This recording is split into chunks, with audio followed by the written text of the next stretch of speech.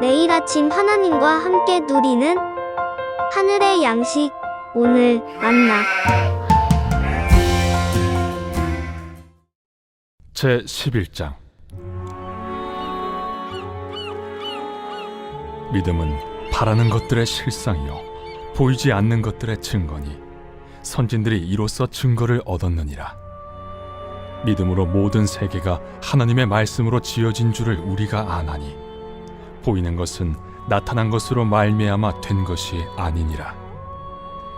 믿음으로 아벨은 가인보다 더 나은 제사를 하나님께 드림으로 의로운 자라 하시는 증거를 얻었으니 하나님이 그 예물에 대하여 증언하심이라.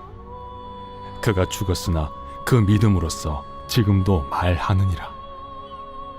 믿음으로 에녹은 죽음을 보지 않고 옮겨졌으니 하나님이 그를 옮기심으로 다시 보이지 아니하였느니라. 그는 옮겨지기 전에 하나님을 기쁘시게 하는 자라 하는 증거를 받았느니라.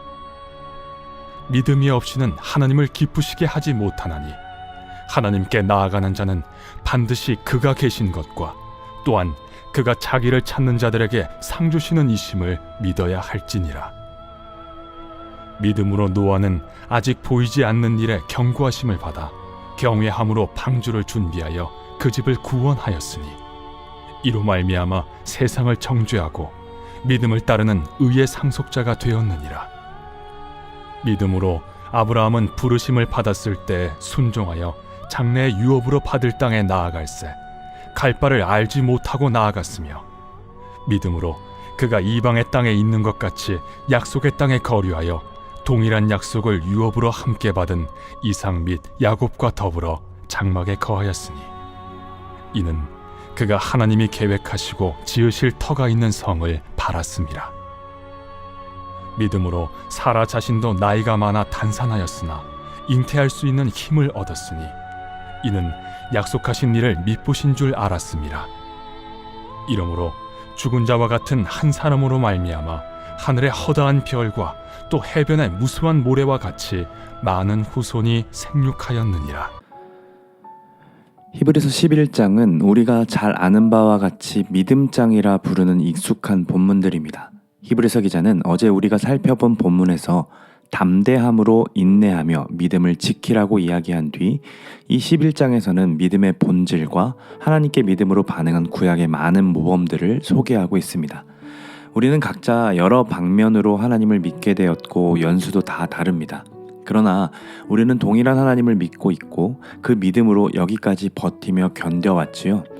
그렇다면 누군가가 믿음이 무엇이냐라고 묻는다면 어떻게 대답해줘야 할까요? 우리는 믿음이라는 개념을 인간의 노력과 의지에 달려있는 것처럼 생각할 때가 있습니다. 그러나 믿는 대상이 누구인지도 모르고 노력하고 의지적으로 나는 믿어 라고 말한다 해도 그것을 온전한 믿음이라고 말할 수 없겠죠. 그래서 믿음의 개념에서 가장 중요한 것은 믿는 대상을 얼마나 알고 신뢰하는가입니다.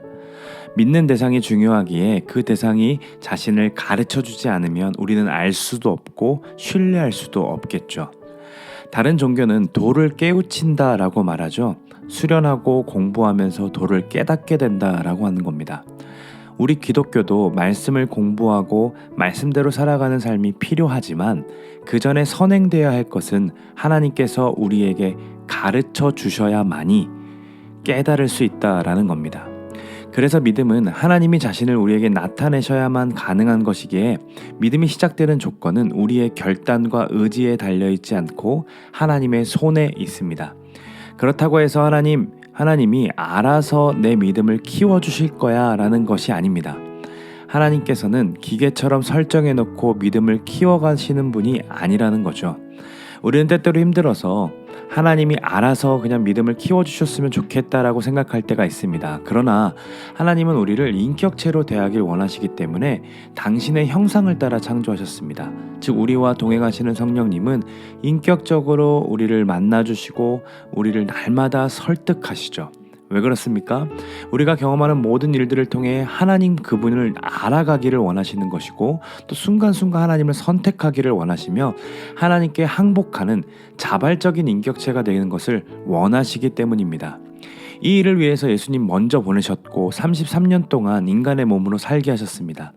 예수님의 생애를 통해 우리는 무엇을 봅니까? 하나님이 우리에게 하려고 하시는 일이 무엇인지를 보게 되는 거죠. 결국 성령님이 동행하심으로 하나님은 예수님처럼 우리가 살아내기를 원하십니다. 이것이 하나님이 우리를 만드신 이유이며 우리에게 하고자 하시는 거룩한 일이죠. 생각해보면 우리는 한치 앞도 모르는 사람들입니다. 어떤 질병이 올지, 또 어떤 재난이 올지, 또 어떤 고난들이 찾아올지 알지 못하기 때문에 우리는 늘 염려하고 불안하며 살아갑니다. 그러나 우리는 신앙생활을 하면서 지나온 인생들을 통해 하나님이 누구신지를 배웠습니다. 그분이 동행하시면서 깨우쳐 주시고 가르쳐 주셨기에 우리는 그분이 누구신지 알게 되었죠. 여러분에게 하나님 어떤 분이십니까? 하나님 신실하시고 완전하시고 실수가 없으신 분이십니다. 그 완전하신 가운데 우리의 인생이 놓여있기에 우리의 인생도 실패하지 않습니다. 산이 무너지고 바다가 넘치고 세상이 두 쪽으로 갈라진다 해도 여전히 하나님은 우리 편이심을 우리는 압니다. 우리의 구원이시고 우리의 생명이심을 우리는 성경을 통해서 배웠고 그리고 신뢰합니다. 그래서 우리에게 필요한 것은 믿음의 대상이신 하나님에 대한 그 항복과 신뢰가 필요합니다. 하나님의 일하심의 그 선하심과 또 의로우심과 자비로우심과 전능하심을 근거로 하여서 하루하루를 믿음으로 걸어가는 싸움, 그것이 믿음의 조상들이 행했던 발걸음이며 우리도 걸어야 하는 발걸음이라는 거죠. 이 사실을 깨달은 뒤에 히브리서 11장을 보면 저자가 믿음에 대해 무엇을 말하고 싶어 했는지가 보입니다. 믿음은 바라는 것들의 실상이요 보이지 않는 것들의 증거니 라고 말하죠. 이게 무슨 말입니까? 믿음이 곧 볼 수 없는 것을 볼 수 있게 하는 단서라고 말하는 거죠. 보이지 않는 하나님을 볼 수 있는 것처럼 사는 삶, 보이지 않는 하나님 나라가 존재한다는 것을 알고 있는 것처럼 반응하는 삶이 곧 핍박과 죽음을 견디고 인내하게 만드는 동기가 된다라고 말하고 있는 겁니다. 그러면서 구약을 통해 익히 알고 있던 조상들을 세상 사람들과 구별해 준 것이 바로 믿음의 행위였음을 이야기하면서 그들의 이야기를 하나씩 소개해 주고 있습니다. 12절까지는 아벨과 에녹 그리고 노아와 아브라함 사라에 대해 이야기하지만 오늘은 아벨, 에녹, 노아의 이야기만 다루고 내일 아브라함에 대해서 이야기해 보려고 합니다. 우리가 히브리서 11장을 살펴보면서 보아야 하는 것은 하나님이 우리에게 무엇을 요구하셨는가와 그 요구하신 것에 대한 믿음을 가진 자들이 어떻게 반응했는가를 봐야 합니다. 그들이 얼마나 우리와 달랐는지 또 얼마나 훌륭했는지를 드러내는 것이 본문의 초점이 아니기 때문입니다. 그들의 역사를 다루는 성경 본문을 제대로 살펴보면 그들도 우리처럼 넘어지는 사람들이었습니다. 지금 본문이 말하고 싶은 것은 그들도 우리와 같은 사람들이었는데 그들의 인생에서 하나님이 어떤 분이신지를 알았고 그에 반응했던 사건들을 이야기하면서 우리도 그들처럼 그들과 같이 반응할 수 있다, 믿음으로 살아낼 수 있다라고 말하고 싶은 거죠. 그 관점으로 보면 아벨을 언급한 이유도 봐라, 아벨의 믿음이 이만큼 좋았다를 드러내기 위함이 아니었습니다. 저자가 드러내고 싶었던 것은 너희가 알고 있는 아벨은 허무하게 죽은 인물이다. 그러나 하나님이 그를 가인보다 더 나은 제사를 드렸다고 인정해 주셨다. 그는 죽었지만 영원토록 의미가 있는 자로 남아서 우리에게도 믿음이 무엇인지에 대해 말하고 있지 않느냐라고 이렇게 말하고 있는 거죠. 그 당시에 얼마나 아벨처럼 죽어갔던 자들이 많았겠습니까? 읽고 있는 족자들도 언젠가 자신도 그렇게 허무하게 죽는 것은 아닌가라는 생각을 했겠죠. 저자는 아벨을 이야기하면서 분명하게 전하고 싶었던 겁니다.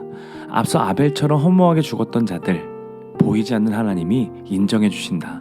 그 죽음은 우리들에게 또 다음 세대들에게 믿음이 무엇인지를 가르쳐주고 있다고 말하고 있는 거죠. 더 나아가 에녹은 죽음을 뛰어넘은 자들입니다. 그쵸? 그 놀라운 일을 히브리서 기자는 믿음으로 말미암아라고 이야기합니다. 하나님에 대한 바른 지식, 하나님이 자기를 찾는 자들에게 상 주시는 임심을 믿는 믿음이 세상에서 죽음을 맛보지 않고 옮겨질 수 있었다라는 거죠. 또 노아는 보이지 않는 일에 대한 명령을 받은 자였습니다. 노아를 통해 그 당시 사람들에게도 보이지 않는 일에 대해 경고를 분명하게 받았습니다. 그러나 노아만 들었고 노아만 신뢰하며 행동했죠. 그래서 어떻게 되었습니까? 노아의 집안이 구원받았고 구별됨이 무엇인지 삶으로 보여주었습니다. 더 나아가서는 노아는 의의 상속자, 즉 하나님과 친밀한 사이가 되며 하나님 나라를 상속받을 수 있었다라는 거죠. 아벨과 에녹 그리고 노아의 공통점은 불의와 멀리했던 삶이었습니다. 하나님께서는 그들을 인정하셨고 그 세대로부터 그들을 취하셨음을 보여주면서 핍박과 죽음이 난무하는 세상에 살고 있는 성도들은 우리도 본향을 사모하며 하나님을 알아가고 또 묵묵하게 그 자리를 버티고 견디다 보면 하나님이 우리도 아벨처럼 인정해 주시겠구나, 우리도 에녹처럼 죽음에서 옮겨짐을 당할 수 있겠구나, 우리도 노아처럼 하나님 나라를 상속받을 수 있겠구나 라는 그 소망을 품게 된 것입니다. 히브리서 11장에 나오는 인물들은 특별한 믿음을 가진 자들의 이야기가 아니라 저와 여러분과 같은 사람들의 이야기입니다. 그들의 길이 바로 우리가 걸어가야 할 길이었던 거죠. 아니, 우리도 그들보다 어쩌면 더 잘 걸어갈 수 있습니다. 왜냐하면 우리와 날마다 동행하시는 성령 하나님이 계시기 때문입니다. 그렇기 때문에 본향을 찾아서 하나님이 맡기신 삶의 현장에서 묵묵히 걸어가는 우리였으면 좋겠습니다. 돌아서거나 다른 데로 가지 않고 넘어지면 다시 일어나서 가고 또 힘들면 잠시 쉬다가 걷는 것, 그것이 바로 믿음입니다. 그 믿음으로 오늘도 담대하게 하루를 살아내는 저와 여러분이 되기를 간절히 소망합니다.